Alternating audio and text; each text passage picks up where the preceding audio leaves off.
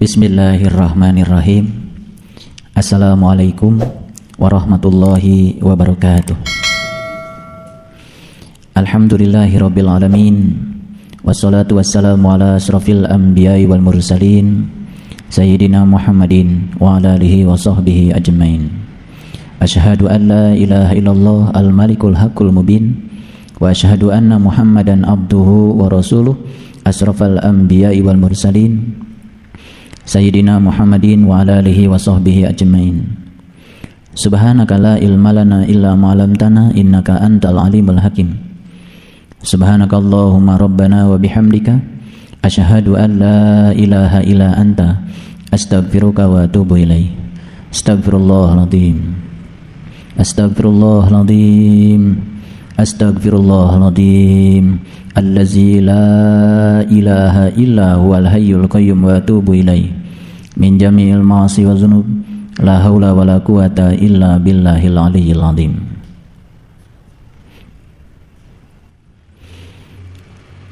Ibnu Atha di dalam kitab Al-Hikam menyatakan bahwa ilmu yang bermanfaat itu cirinya ada dua. Yang pertama, ilmu itu harus mampu melapangkan dada seseorang. Yang kedua, ilmu itu harus mampu menyingkap ketertutupan pandangan kolbu seseorang. Kalau menggunakan kriteria ilmu yang bermanfaat yang disampaikan oleh Ibnu Atha di dalam kitab Al-Hikam, tentu saja terlalu banyak ilmu yang tidak bermanfaat. Karena ilmu yang bermanfaat itu harus mampu melapangkan dada seseorang, artinya harus membuat seseorang memiliki kearifan, kebijakan, terbebas dari sifat fanatisme buta, sehingga dia memiliki pandangan yang lebih luas dan memiliki pandangan yang lebih universal. Umumnya orang belajar ilmu malah justru mendorong seseorang itu untuk merasa kalau dirinya yang paling tahu.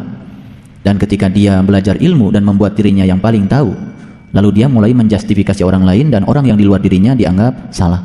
Lalu dia mulai menyerang sesuatu yang berbeda dengan dirinya.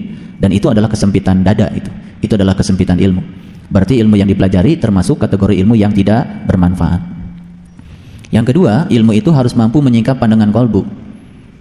Ilmu apa yang bisa menyingkap pandangan kolbu seseorang? Imam Al-Ghazali mengatakan dalam kitab Ihya Ulumuddin, ilmu yang dapat menyingkap pandangan kolbu seseorang adalah ilmu ketuhanan, ilmu tentang Tuhan. Mudah-mudahan kita semua tidak terjebak untuk memiliki banyak ilmu, sementara ilmu yang kita miliki itu ilmu yang membuat dada kita tambah sempit dan justru malah menutup pandangan kolbu kita, sehingga kita semakin masuk pada lorong kegelapan. Mudah-mudahan ilmu-ilmu yang kita pelajari selama ini ilmu yang bermanfaat, yang dapat menyingkap pandangan kolbu kita dan membuat kita semakin lapang. Salah satu ciri orang yang sudah lapang, salah satu cirinya adalah orang yang bersedia untuk menjadi pemaaf. Ternyata untuk menjadi seorang pemaaf itu tidak mudah. Setidak-tidaknya untuk menjadi pemaaf yang sejati, dia harus memiliki 5 P. P yang pertama, dia harus mampu memberikan pengakuan atas kesalahan yang dibuatnya. Yang kedua, P yang kedua, dia harus mampu melakukan suatu tindakan penerimaan tanggung jawab atas kesalahan yang dibuatnya. Dan P yang ketiga tentu saja adalah penyesalan. P yang keempat adalah penggantian kerugian terhadap tindakan yang kita lakukan. Dan P yang kelima adalah pengulangan. Pengulangan yang dimaksud di sini adalah dia tidak akan mengulang lagi tindakan yang sama yang dapat menimbulkan kerugian kepada orang lain. Kita bersyukur di awal Ramadan dengan teknologi informasi, saya juga bisa menerima begitu banyak SMS yang disampaikan oleh banyak jemaah yang menyampaikan mohon maaf lahir dan batin. Mudah-mudahan saja itu bukan bahasa Ramadan, dan biasanya menjelang Idul Fitri juga akan diterima lagi ucapan yang sama, mohon maaf lahir dan batin, selamat merayakan Idul Fitri. Mudah-mudahan itu juga bukan bahasa basi Lebaran, tapi itu datang dari lubuk hati yang paling dalam, sikap yang luhur yang terbentuk pada diri seseorang, dan itu sudah merupakan suatu budaya yang timbul di dalam dirinya, bahwa dirinya sudah menjadi seorang yang pemaaf.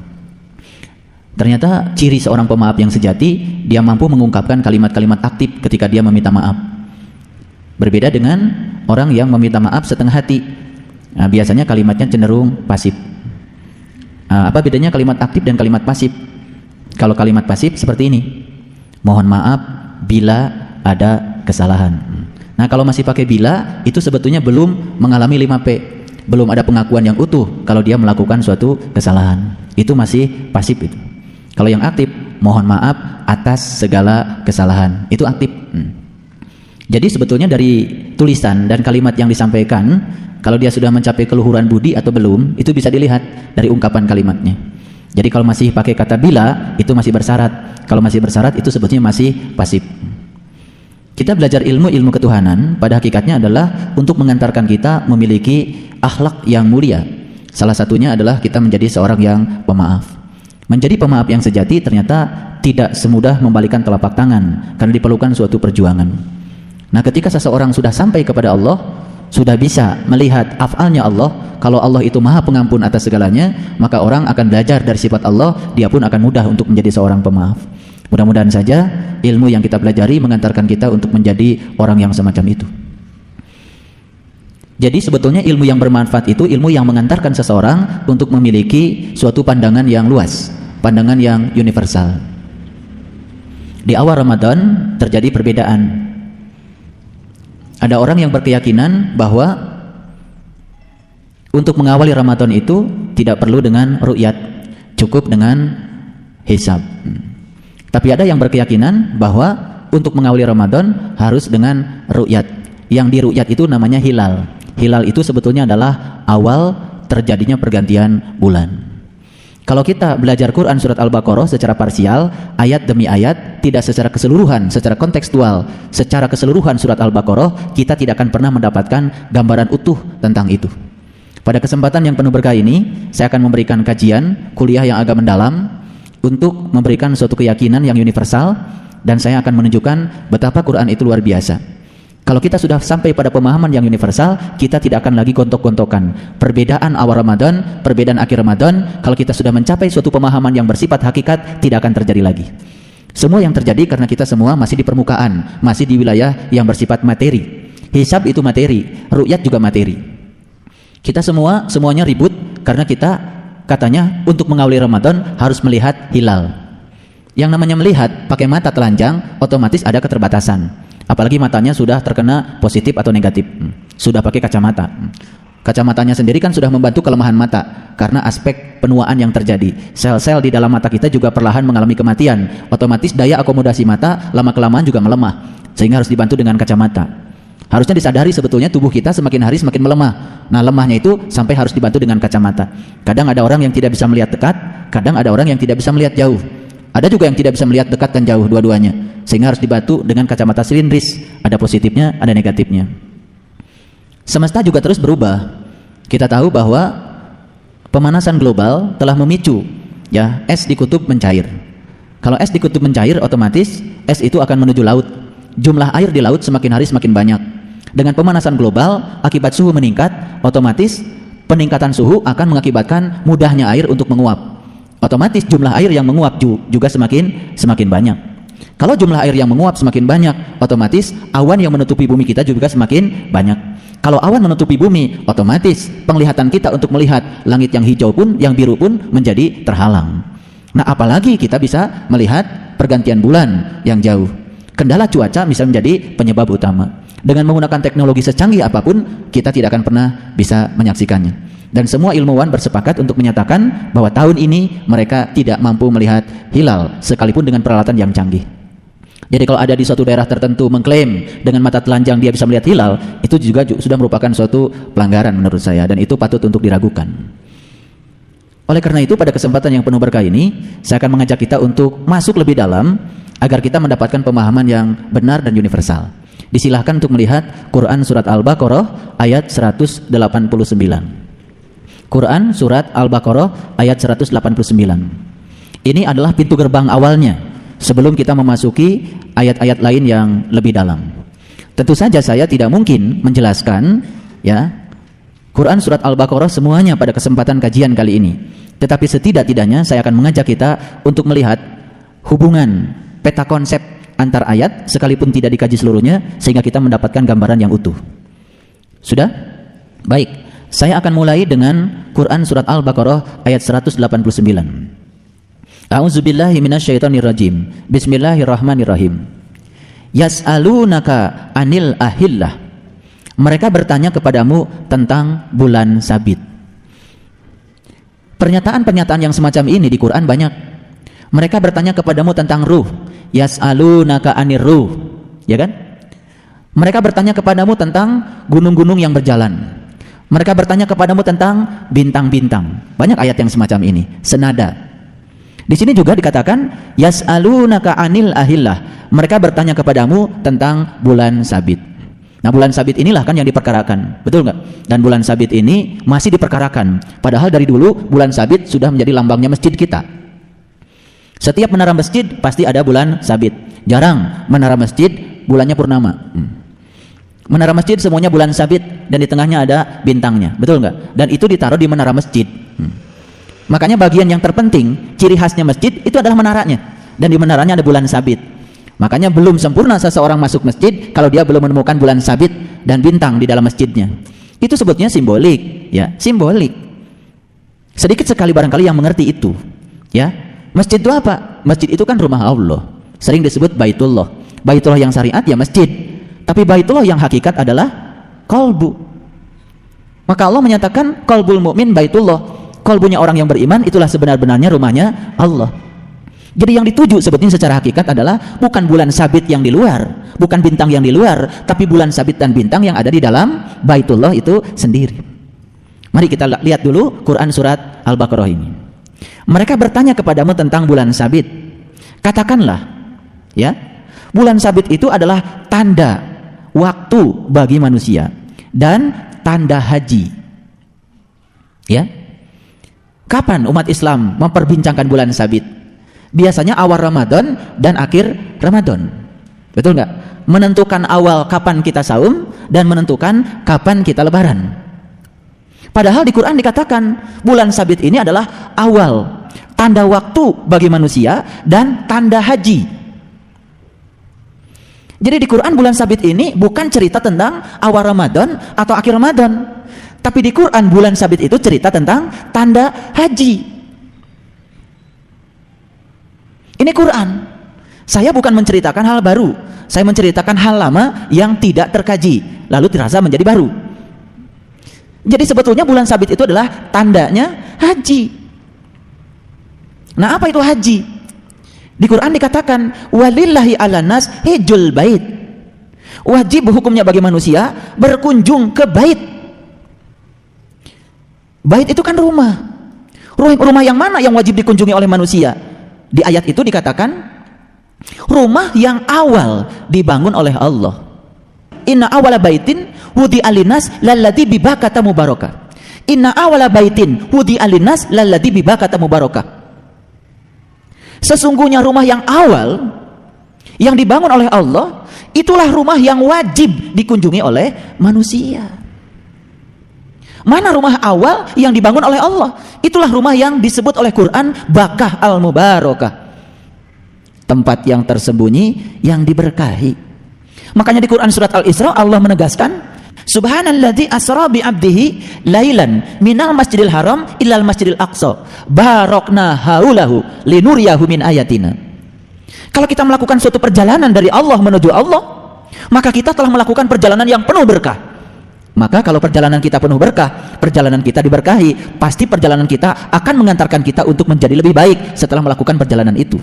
Nah, ciri perjalanan yang diberkahi, setelah kita melakukan perjalanan itu, kita menjadi lebih baik. Nah, kalau kita menjadi lebih baik, berarti kita telah memperoleh ilmu yang bermanfaat. Ilmu yang bermanfaat yang cirinya dua tadi. Yang pertama, membukakan pintu kalbu. Yang kedua, dapat melapangkan dada kita yang sempit. Dapat membuang fanatisme buta kita yang berbahaya. Sehingga kita menjadi orang yang memiliki kearifan dan kebijakan karena kita telah mencapai suatu pemikiran yang universal. Nah, orang yang sudah mencapai pemikiran yang universal tidak gegabah menilai orang lain karena dia telah mengalami pengetahuan yang dalam.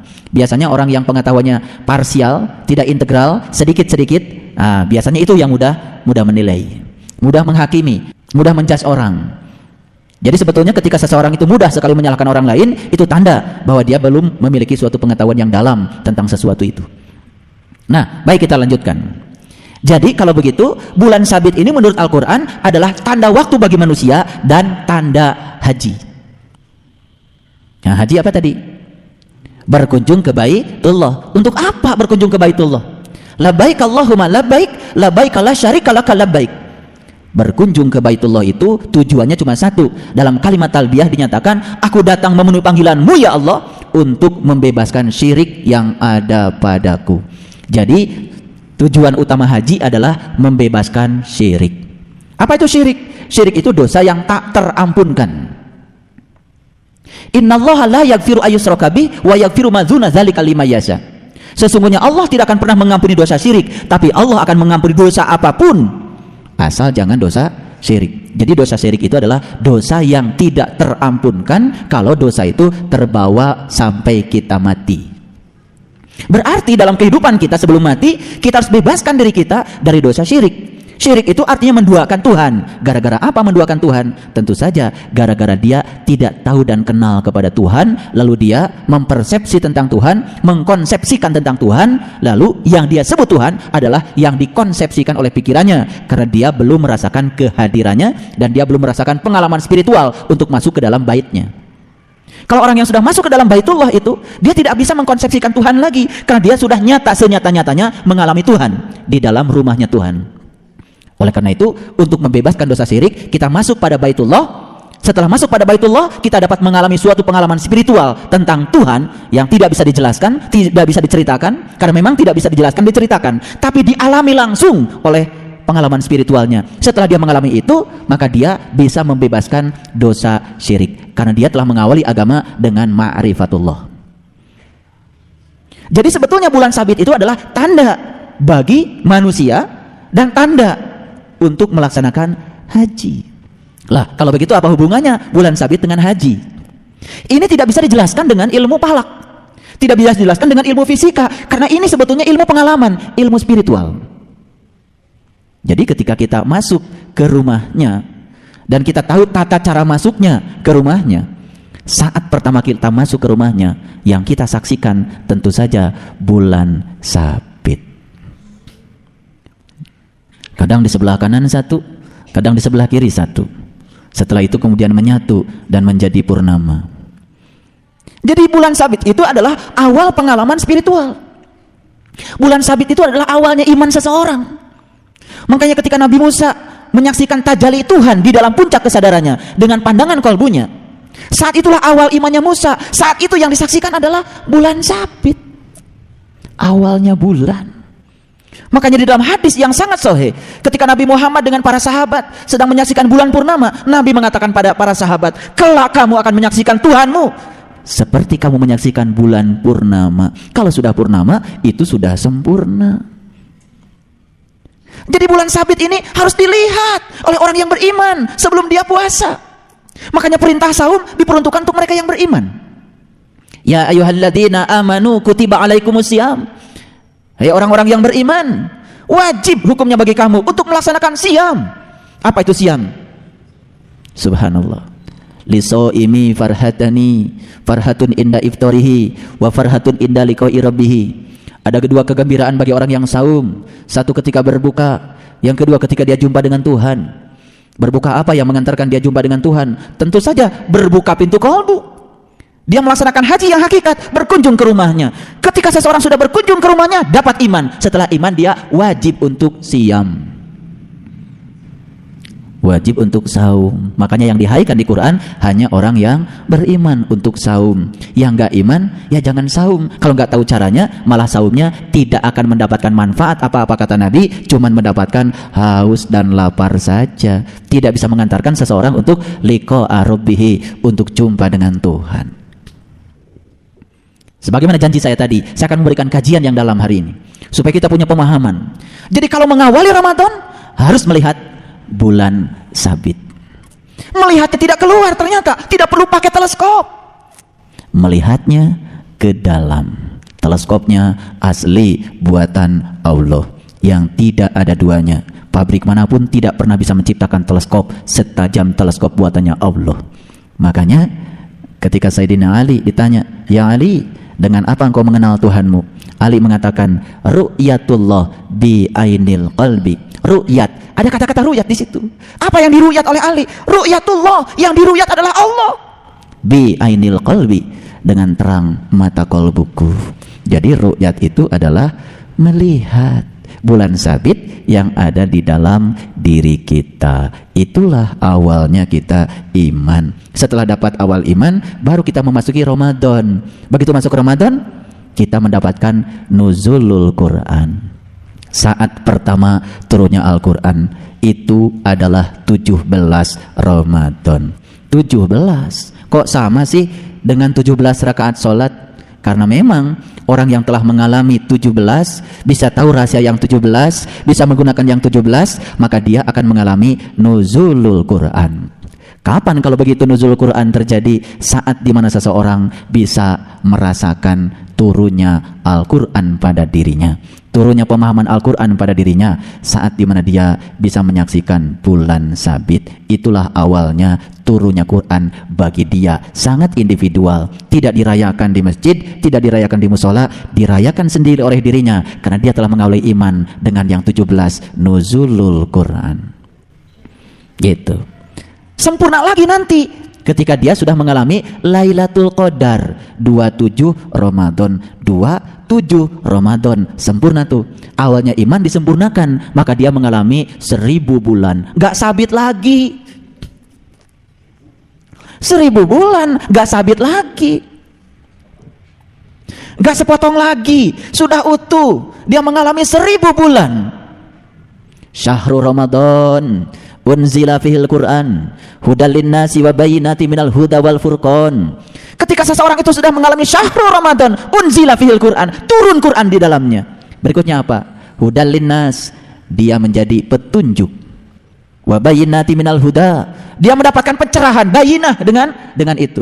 Orang yang sudah dapat pencerahan gak gelap lagi, gak sempit lagi sudut pandangnya, luas pandangannya. Hudal linnas wa bayyinatin minal huda wal furqan. Maka yang turun tadi sudah Quran lagi, sudah jadi furqan. Quran dari kata qara'a. Qara'a itu baru dilihat, qara'a itu baru dibaca. Setelah qara'a, setelah dilihat, berikutnya apa? Jadi furqan. Pemisah yang terang dengan yang gelap, pemisah yang benar dengan yang batil. Dia tidak mencampur adukan lagi kebenaran dengan kebatilan, karena dia sudah punya furqan, dia sudah punya pemisah. Jelas batas antara yang benar, jelas batasnya antara yang benar dengan yang batil. Jadi yang tadinya Quran sudah jadi furqan. Coba baca Syahrul Ramadan unzila fihil Quran, saat turun masih Quran namanya. Hudal linnas wa bayyinatin minal huda wal furqan. Kalau sudah menjadi hudan bagi dia, sudah menjadi petunjuk bagi dia, ganti nama jadi furqan. Berapa banyak orang yang mendengarkan bacaan ini setiap tarawih? Berapa banyak imam yang membaca ini setiap tarawih? Tapi berapa banyak orang yang mendapatkan manfaat dari bacaannya? Subhanallah. Beruntunglah orang-orang yang sudah bisa merasakan pengalaman ini, karena dia telah mengalami nuzulul Quran secara hakikat. Walaupun tanggal 17 belum nyampe, tapi nuzulul Qurannya sudah sampai pada dia, hakikatnya sudah sampai pada dia, walaupun syariatnya belum sampai. Bukan menjadi orang yang memperingati nuzulul Quran lagi, tapi dia sudah mengalami seorang pelaku. Makanya ada peribahasa dari orang-orang bijak, keputusan yang baik lahir dari pengalaman. Pengalaman selalu lahir dari keputusan yang tidak baik. Itu orang bijak mengatakan begitu. Keputusan yang baik lahir dari pengalaman, sedangkan pengalaman lahir dari keputusan yang buruk. Mungkin kita pernah melakukan keputusan yang buruk. Atas keputusan itu kita memperoleh pengalaman. Dari pengalaman itu kita memperoleh keputusan baru yang lebih baik dari keputusan yang lama. Kalau keputusannya buruk terus setelah dia mengalami pengalaman berulang-ulang, ini namanya keledai bahasa Quran. Sebodoh-bodohnya binatang adalah keledai. Dia terjebur ke lubang yang sama setelah mengalami pengalaman yang berbeda-beda. Subhanallah. Kalau kamu ingin mendiamkan dirimu di matahari, kamu harus siap untuk menerima sengatannya. Kalau ingin diam di matahari, harus siap menerima sengatannya. Kalau ingin ditempatkan di tempat yang menonjol, di tempat yang paling tinggi, di tempat yang paling indah, yang paling mulia, harus siap untuk melalui prosesnya. Gitu. Apa sih puncaknya Ramadan? Apa sih puncaknya Syam? Apa sih puncaknya saum? Puncaknya saum adalah Idul Fitri. Makanya Nabi berdoa, ja'alnallahu minal aidin wal faizin. Semoga Anda semua dijadikan oleh Allah orang-orang yang kembali dan memperoleh kemenangan. Siapa orang yang kembali dan memperoleh kemenangan itu? Kata Quran, inna fatahna laka fatham mubina liyaghfira lakallahu ma taqaddama min dambik wa ma ta'akhkhar wa yutimma ni'matahu 'alaika wa yahdiyaka shiratan mustaqima wa yansurukallahu nasran aziza walladzi anzala sakinata fi qulubil mu'minin liyazdadu imanan ma'a imanihim walillahi junudus samawati wal ard wa kana Allahu 'aliman hakima liyudkhilal mu'minina wal mu'minat jannatun tajri min tahtihal anhar khalidina fiha wa yukaffiru anhum sayyi'atihim wa kana zalika indallah fauzan 'azima. Jadi faizin itu dari kata-kata fauzan. Fauzan itu ternyata adalah kemenangan. Jadi siapa yang saumnya mencapai fauzan? Kata Allah, inna fatahna laka fatham mubina, yaitu orang-orang yang sudah memperoleh keterbukaan yang nyata. Keterbukaan apa? Keterbukaan mata kalbu. Begitu dia terbuka, liyaghfira lakallah ma taqaddama min dambik wa ma ta'akhkhar. Aku ampuni dosamu yang telah lalu dan dosamu yang akan datang. Wa yutimma ni'matahu 'alaika wa yahdiyaka siratan mustaqima. Aku sempurnakan nikmat yang sudah ada padamu dan aku tunjukkan kamu ke jalan siratal mustaqim. Wa yansurukallahu nasran aziza. Setiap hari aku akan memberikan pertolongan yang nyata kepadamu. Walladzi anzala sakinah. Aku akan berikan kepadamu sakinah fi qulubil mu'minin, terhadap kalbu-kalbu orang yang beriman. Kalbu siapa yang sakinah itu? Dan apa artinya sakinah? Banyak orang ngomong tapi nggak ngerti. Mudah-mudahan katanya kita dikaruniai keluarga yang sakinah, mawaddah, warahmah. Biasanya orang ngomong sakinah kalau nikah. Sakinah itu bahasa Quran dari kata sakana yaskunu miskinan. Sakinah itu artinya mati. Kalau alif ada tanda fathah dibacanya a, hidup alifnya. Kalau alif ada tanda kasroh dibacanya i, hidup alifnya. Ada alifnya, ada bunyinya. Kalau alif dikasih domah dibacanya u, ada alifnya, ada suaranya. Itu alif artinya hidup. Tapi kalau ba alif fathah ada tanda mati di atasnya dibacanya ba, nggak ada alifnya. Ada alif tetapi tidak ada suaranya, itu alif mati. Itu alif mati. Jadi alif itu ada tapi tidak ada suaranya. Siapa itu? Kita ada, hidup, mengalami peristiwa, tidak terdengar suaranya, tidak pernah tidak pernah tidak pernah marah, tidak pernah menyesali keadaan. Apapun yang terjadi, damai saja. Itu namanya sakinah. Sudah mati alifnya. Ada, tetapi tidak terdengar suaranya. Batinnya tidak mengeluh lagi, jiwanya tidak berontak lagi, jiwanya tidak meronta lagi. Apapun yang terjadi di luar dirinya, dia damai saja. Itulah jiwa-jiwa yang sudah sakinah. Begitu dia sakinah, liyazdadu imanan ma'a imanihim. Aku akan tambah imanmu. Ternyata Allah hanya akan menambah iman kita kalau sudah sakinah. Sakinah dulu tambah imannya. Loh, kenapa kalau begitu iman saya selama ini nggak bertambah? Karena kitanya riweuh. Pakewuh. Jiwa kita masih hidup. Artinya jiwanya itu hidup terhadap dunia, hidup terhadap pasang surut kehidupan dunia. Jiwanya kadang-kadang ketika dunianya menyenangkan, jiwanya senang. Jiwanya tidak menyenangkan, jiwanya sedih. Jiwanya masih terombang-ambing dalam senang dan sedih. Itu belum sakinah. Jadi kalau belum sakinah gak naik imannya. Kalau gak naik imannya tidak akan pernah memperoleh fauzan. Loh, kenapa kita dilatih untuk saum? Saum itu salah satunya adalah mendidik jiwa kita supaya sakinah. Saum yang mana?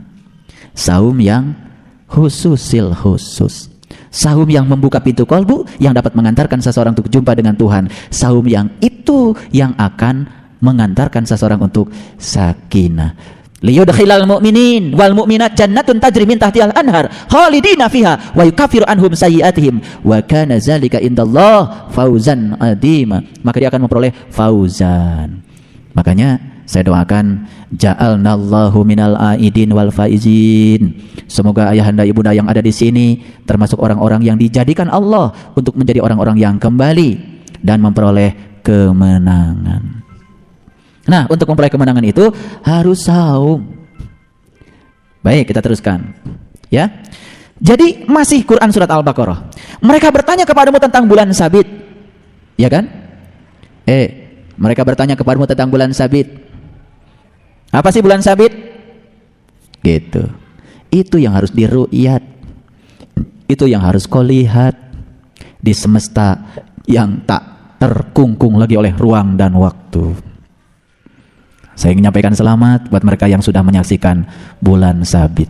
Pak, saya kok nggak pernah purnama, bulannya sabit terus. Nggak apa-apa, segitu juga sudah ru'yat, segitu juga sudah melihat, ya kan? Daripada ribut, ya di luar, diam saja nggak apa-apa. Itu juga anugerah Allah yang luar biasa, betul nggak? Subhanallah. Nah, sekarang lanjutkan ayatnya. Jadi sekarang mengerti kalau bulan sabit ini adalah tanda waktu bagi manusia dan tanda haji. Paham? Jadi tandana haji itu bulan sabit. Oh, banyak yang pergi haji tetapi tidak menyaksikan bulan sabit. Oh, saya waktu haji lihat kok Pak, bulan sabit. Yang dimaksud ayat ini bukan bulan sabit yang di luar. Kalau itu mah semua orang juga lihat. Orang berdosa juga bisa lihat. Orang durhaka juga bisa lihat. Sabit yang ini tidak bisa disentuh kecuali orang-orang yang suci. La yamassuhu illal mutahharun. Teruskan ayatnya. Dan bukanlah kebajikan memasuki rumah-rumah dari belakangnya. Tolong perhatikan. Kalau kita punya rumah, masuk dari dapur, ya rumah-rumah gue kok. Betul nggak? Betul nggak? Mau masuk dari depannya, mau masuk dari belakangnya, mau masuk dari jendela, rumah-rumah saya. Betul nggak? Jadi kalau memasuki rumah yang itu, tentu saja dari mana saja nggak masalah. Betul nggak? Asal jangan dari jendela, dianggap maling. Betul. Sebetulnya saya ingin menjelaskan saja bahwa ini rumah kita, mau dimasuki dari belakang, mau dimasuki dari depan, ya terserah gua, rumah-rumah gua kok. Tapi rumah yang diceritakan di sini bukan rumah gua. Rumah yang khusus. Jangan masuk rumah itu dari belakangnya, kesasar. Artinya masuk rumah itu harus lewat pintunya. Maka kita diajarkan doa. Rabbi adkhilni mudkhala sidqin wa akhrizni mukhraja sidqin waj'al li min ladunka sultanan nasira. Ya Allah, masukkanlah aku dengan cara masuk yang benar, keluarkanlah aku dengan cara keluar yang benar, dan berikanlah kepadaku kekuatan-kekuatan yang menolong. Apa sih kekuatan yang menolong kita supaya kita masuk dengan cara yang benar? Kekuatan yang menolong cuma satu, ilmu. Mereka yang tahu ilmunya, yang tahu caranya akan masuk rumah itu dengan cara yang benar, lewat pintu yang benar. Tapi orang yang tidak tahu ilmunya, tidak tahu caranya, dia masuk ke rumah itu lewat pintu yang tidak benar.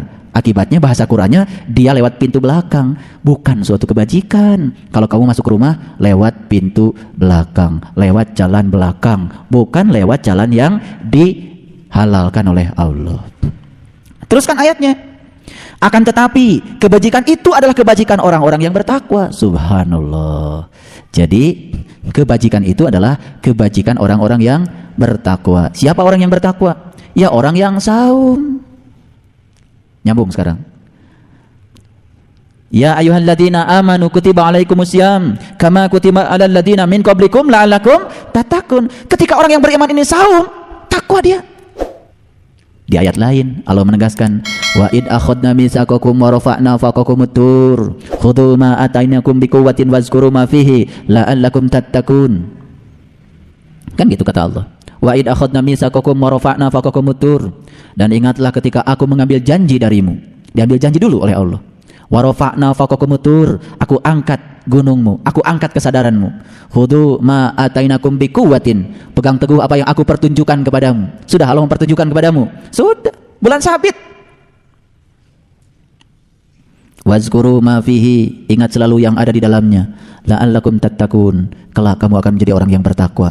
Ternyata untuk menjadi orang yang bertakwa, mengambil janji, diangkat kesadarannya, ditunjukkan sesuatu di puncak kesadarannya, ingat selalu yang Allah tunjukkan, kamu akan menjadi orang yang bertakwa. Kata Quran, kebajikan itu adalah kebajikan orang-orang yang bertakwa. Makanya untuk takwa, ya saum. Apa itu saum? Saum yang terbuka mata kolbunya sehingga dia jumpa dengan Tuhan. Itulah saum yang khususil khusus. Itulah saumnya orang-orang khusus. Beruntunglah orang yang sudah bisa saum seperti itu, tidak seperti saumnya orang kebanyakan. Saya mau tanya, ayahanda ibunda, pada saat menjelang maghrib mau membatalkan saum, bahagia nggak? Bahagia nggak? Kalau kita bahagia karena kita mau menyantap candil, kalau kita bahagia karena kita sudah beli pindang bandeng, kalau bahagia kita masih di level itu bahagianya jasmani. Itu kesadarannya masih kesadaran materi, kesadaran jasmani. Subhanallah. Begitu kita makan 1 sendok candil atau kolak cau, kemudian kita makan 3 biji kurma sama teh manis, sudah kenyang. Itu bahagia. Berapa menit kita bahagia? Kemudian kita makan, berapa menit kita bahagia? Apa bahagia itu ketika makanan yang lezat itu lewat di kerongkongan kita? Berapa menit dia itu bisa dirasakan kenikmatannya? Setelah itu perut kita kenyang, datang ngantuk, tidur, gak dikendalikan, bangun dari tidur gak karu-karuan. Dokter mengatakan tidur yang paling berbahaya adalah tidurnya seseorang setelah dia makan. Maka bisa mengalami serangan jantung, jantungnya gak karu-karuan, nafasnya gak karu-karuan. Itu bahagia? Subhanallah. Bukankah sudah saya jelaskan di ayat yang sebelumnya ketika kita bahas Quran surat Al-Baqarah? Kamu cuma sehari atau setengah hari berada di sini, tapi kata Allah, sesungguhnya kamu berada 100 tahun di sini. Lihatlah makananmu yang tidak pernah berubah. Masih ingat itu? Ketika saya bahas Quran surat Al-Baqarah yang selanjutnya di ayat yang 258. Betul? 259 sampai 260. Lihatlah makanan yang tidak pernah berubah sekalipun sudah 100 tahun. Makanan apa yang tidak pernah berubah? Warnanya, rasanya, baunya setelah 100 tahun? Tentu saja bukan makanan jasmani, karena bahasa Qur'annya bukan dimakan. Lihatlah, lihat, saksikan makanan yang tidak pernah berubah walaupun sudah 100 tahun. Makanan apa? Kata Allah, walaupun keledainya sudah hancur luluh menjadi tulang belulang, tapi makanan itu tetap saja ada dan tidak pernah berubah. Makanan apa? Semua orang sibuk mengeluhkan bulan suci Ramadan, harga-harga naik, daging naik. Yang senang makan daging tentu saja kecewa. Yang gak kebeli daging, emang gue pikirin. Tapi tempe naik, sulit dicari di pasaran. Tahu sulit dicari di pasaran. Tempe ngalengit, tahu ngalengit, daging taya, kermelina. Jadi bulan Ramadan ini jadi beban baru. Kenapa kita tidak mencari makanan yang bisa dilihat, yang tidak pernah berubah 100 tahun, gratis, tidak bergantung pada krisis moneter, selalu ada, bisa kita santap di dalam diri kita. Kenapa tidak sibuk mencari makanan itu? Semuanya menyibukkan diri untuk ngurusi itu ini. Subhanallah. Rasanya kalau baru ada 2-3 macam di atas meja mau berbuka, belum sempurna rasanya puasa kita. Ya Allah, dari tahun ke tahun saum kita itu saja. Menjelang Ramadan sibuk di jalan, macet-macetan, mudik cenah. Rindu ke kampung asal. Kampung asal kita bukan Sumedang, bukan Tasik, bukan Garut. Kampung asal kita Allah. Habis saum harusnya kita rindu mudik ke kampung asal. Tidak takut mati lagi karena tahu hakikat kematian. Itu kampung asal kita. Orang yang sudah Idul Fitri gak takut kembali ke kampung asal. Pergi ke kampung sana tidak perlu pakai kendaraan, tidak perlu nyewa mobil, tidak perlu macet-macetan. Jalannya sendiri-sendiri, luas jalannya. Namanya jalan Siratal Mustaqim. Itu lewat Nagreg, nggak lewat tanjakan Emen, tidak lewat tanjakan Gentong, tidak lewat situ. Siratal Mustaqim jalannya. Subhanallah. Sudah berapa kali kita saum, berapa kali kita lebaran, kesadaran kita tidak pernah berubah. Da abdi mantos tamat pak ngawas Quran, nya ari tamat nama Quran surat Al-Baqarah ayat 188 kita baca. Padahal ini cerita tentang bulan sabit. Yang tahu sabit yang ini gak akan pernah terjadi perbedaan. Kita akan menyatu dalam hakikat karena kita sudah tahu sabit yang ini. Sabit tanda waktu dan tanda haji. Masuklah kamu ke rumah itu lewat pintu yang benar, dengan cara yang benar, dibimbing oleh guru yang benar. Kamu akan masuk rumah yang benar. Kamu juga akan ketemu dengan Dia yang Maha benar. Pulang dari sana, ya Allah, pulang dari sana Idul Fitri. Jadi Idul Fitri itu kalau bahasa lain, idnya artinya kembali, fitri artinya sarapan. Idul Fitri itu kembali sarapan. Nah, jadi awalnya kita itu sudah sempurna dulu, tapi dalam kehidupan kita, karena kita tergoda oleh urusan-urusan dunia, gelap tuh, tidak bisa mengingat yang asal. Kembali lagi pada yang asal, awalnya kan sarapan dulu. Jadi iftar itu sarapan paginya jiwa, makanya yang dilihat baru sabit. Nah, kalau sudah sempurna, itu namanya Lailatul Qadar. Inna anzalnahu fi lailatul qadr wa ma adraka ma lailatul qadr lailatul qadri khairum min alfi syahr tanazzalul malaikatu warruh fiha biidzni rabbihim min kulli amrin salam salamun hiya hatta matla'il fajr. Damai. Coba lihat Quran surat Al-Qadar di mana adanya. Wadduha wal-laili idza saja ma waddaka rabbuka wa ma qala walal akhiratu khairul laka minal ula. Terus setelah itu alam nashrah laka sadrak wa wada'na anka wizrak alladzi anqadha dhahrak. Itu cerita tentang lapang dada itu. Setelah duha lapang dadanya. Setelah itu masuk watin wazaitun waturisinin wahadal baladil amin. Masuklah ke kota yang aman.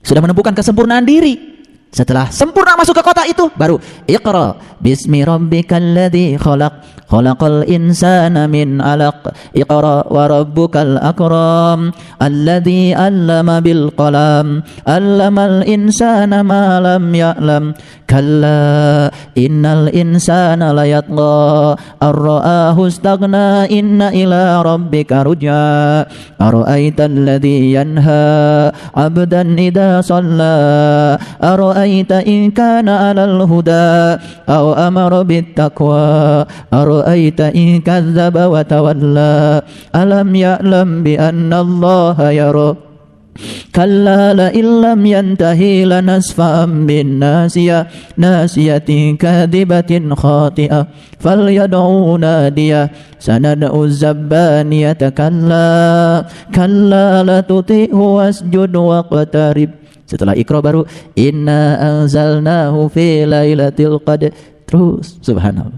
Setelah itu kemudian idza zulzilatil ardu zilzalaha wa akhrajatil ardu asqalaha wa qala al insanu ma laha yauma idzin tuhaddisu ahbaraha bi anna rabbaka awhalaha yauma idzi yasdurun nasu astatan liyurau a'malahum faman ya'mal misqala dzarratin syarran yarah wa man ya'mal misqala dzarratin syarran yarah faman ya'mal misqala dzarratin khairan yarah wa man ya'mal misqala dzarratin syarran yarah. Setelah itu baru wal adiyati dhabha fal muriyati qadha fal mughirati subha fa asarna bihi naqa fa wasatna bihi jam'a innal insana li rabbih lakanud wa innahu ala dhalika lasyahid wa innahu li hubbil khairi lasyadid afala ya'lamu idza busira ma fil qubur wa husila ma fis sudur inna rabbahum bihim yawma idil khabir. Baru alhaakumut takasur hatta zurtumul maqabir. Terus sampai Anas. Tarawih teh tong ngahulang wae. Imam baca itu baca ini itu ngerti. Itu urutan baca itu luar biasa kalau ngerti. Subhanallah. Kalau saya jelaskan dari Ad-Duha sampai Anas, indah, enggak cukup waktunya. Baru dibacakan saja sudah terasa getarannya. Belum ngerti. Gimana kalau sudah tahu Ad-Duha, Alam Nasrah, At-Tin? Kenapa Iqra sebelum Inna anzalnahu fi lailatul qadr? Untuk memasuki 1000 bulan itu engkau harus Iqra. Siapa yang di-Iqra? Bismi rabbikal ladzi khalaq. Awalah Iqra pada ru'yatullah bi ainil qalbi. Terus ke sana, subhanallah. Coba, kenapa urutannya seperti itu? Saya kalau lagi tarawih sendiri, saya nikmati setiap kalimat, setiap huruf. Kenapa Nabi kalau tarawih itu disunahkan malam? Bahkan Nabi lebih suka sendiri. Saya bukan mengatakan bahwa Bapak Ibu harus sendiri. Aneh memang kita itu. Salat berjamaah yang harusnya bareng, nggak bareng. Salat sunat tarawih yang harusnya sendiri, bareng. Jadi kalau nggak tarawih itu bareng-bareng di masjid rasanya nggak sempurna. Karena itu kesempatan bagi kita untuk melakukan refleksi ke dalam. Coba baca dari awal. Saya mau tarawihnya Al-Baqarah saja. Kalau di masjid kan nggak bisa nikmatin bareng-bareng dengan orang. Sekali-kali ke masjid nggak apa-apa biar tahu silaturahim. Baca Al-Baqarah dari awal. Rakaat pertama penggal sampai mana? Rakaat kedua penggal sampai mana? Luar biasa. Jadi setiap malam kita ganti ayatnya, kita ganti suratnya, mengalami suatu transformasi baru spiritual kita. 3 hari Ramadan saja sudah terasa dampaknya. Betapa luar biasa. Quran itu nggak perlu dihafal. Lama-lama kita jadi menjadi hafiz kalau kita sering menggunakannya. Karena Quran itu memiliki suatu sulit saya menyebutnya, tetapi yang jelas saya tidak berusaha untuk menghafalnya. Tapi karena sering kita akrabi Quran, dibaca setiap kali kita melaksanakan sholat, ganti-ganti suratnya, lama-kelamaan juga hafal. Insyaallah. Baik. Dan bukanlah kebajikan memasuki rumah dari belakangnya. Akan tetapi kebajikan itu ialah kebajikan orang yang bertakwa. Jadi pantas kata Allah, inna akramakum indallahi atqakum. Sesungguhnya yang paling mulia dalam pandangan Allah adalah orang-orang yang bertakwa. Makanya kalau mau takwa, saum, Metode saum yang khusus, mengambil janji, diangkat kesadarannya, ditunjukkan sesuatu di puncak kesadarannya. Ingat selalu, kau akan menjadi orang yang bertakwa. Ayahanda, ibunda, berapa banyak orang yang saum tapi tidak mengerti apa sesungguhnya saum. Makanya saum itu, kata hadis, segerakan berbuka dan akhirkan imsak. Taat pisan. Kade eta ulah bisa kapiheulaan. Maghrib belum, 5 menit lagi, gelas sudah di tangan kiri. Kolak di tangan kanan. Nah, mana sibuk itu? Sunnah, Pak. Ayat hadis, Pak, segerakan berbuka. Dikira dia segerakan berbuka itu segerakan makan kolak. Segerakan berbuka. Mumpung masih hidup, bukalah pintu kolbunya sekarang juga, jangan nunggu besok atau lusa. Akhirkan imsak. Imsak itu artinya menahan. Kalau sudah dibuka, tahan sampai sempurna purnamanya. Segerakan berbuka, akhirkan imsak. Imsak artinya menahan, tahan heula atuh. Dengar tiwai. Tiba heula segerakan berbuka, akhirkan imsak. Heula kakek jam 4. Kewes tenang genep. Jadi betul-betul kita tuh taat. Lihat jadwal, imsak jam 4 lewat 35. Jam 4 lewat 30 ke Karahudang. Kenapa ke Karahudang? Sunnah, Pak. Ada hadis lagi yang mengatakan orang yang saum itu tidurnya saja ibadah. Sadayana ngomong sama di TV, di radio. Sarua ngorok. Saum yang mana? Kan di Quran surat Al-Kahfi, kamu mengira mereka itu bangun, padahal mereka tidur. Kami bolak-balikan mereka ke kanan dan ke kiri, sedang kedua lengan anjing mengunjur di muka pintu gua. Tidur itu ketika kedua lengan mengunjur di puncak pintu gua. Itu tidur, itu yang ibadah. Itulah saum yang tidurnya ibadah. Ke kantor keberangan, saum. Dan saum ibadah. Saya tanya teman saya kemarin di kantor, kan pelatihan jam 7 Pak mulainya. Jam 9 baru datang. Keberangan Pak. Kos tapal hadis nawae. Hebat Bapak mah. Abdi mah teu ngarti hadis eta teh. Ya pokoknya jadwal pelatihan jam 7, saya datang jam 7. Jadi seakan-akan puasa itu harus mentoleransi semua kesalahan kita. Jadwal PNS kurangi sejam. Kenapa bukan ditambah? Aneh jadinya. Ya kan? Pengajian libur. Rek ka mana? Rek nyen kolak sabaraha rantang. Aneh-aneh wae. Ya, jadi kata Allah, dan masuklah ke rumah-rumah itu dari pintu-pintunya. Dengarti. Dan bertakwalah kepada Allah agar kamu beruntung. Jadi ternyata masuk ke rumah itu harus lewat pintunya. Itulah orang yang bertakwa. Itu orang yang beruntung. Bayangkan Bapak Ibu, bagaimana kalau saya kaji Quran surat Al-Baqarah dari ayat 1 sampai ayat yang terakhir. Baru 189 saja kita sudah dapat pencerahan. Itu ternyata sabit. Kenapa kita mesti gontok-gontokan soal awal Ramadan? Kenapa mesti gontok-gontokan soal Lebaran? Karena gak ngerti sabit yang ini. Dikiranya sabit itu adalah sabit yang itu. Memang dalam penanggalan kita juga tidak bisa disalahkan. Ilmu falak berlaku di situ. Tapi lihat lanjutan ayat ini. Lihat ayat lanjutan ini. Ini kan cerita soal apa? Masuk rumah lewat pintunya. Dan harus lewat pintu yang benar. Jangan lewat pintu belakang. Supaya kamu termasuk orang-orang yang memperoleh kebajikan. Ya, mudah-mudahan yang kita bicarakan hari ini ilmu yang bermanfaat, yang dapat mengantarkan kita untuk terbuka, tersingkap pandangan kalbu kita, dan menjadi lapang dada kita. Terima kasih atas segala perhatiannya. Mohon maaf atas segala kesalahan. Assalamualaikum warahmatullahi wabarakatuh.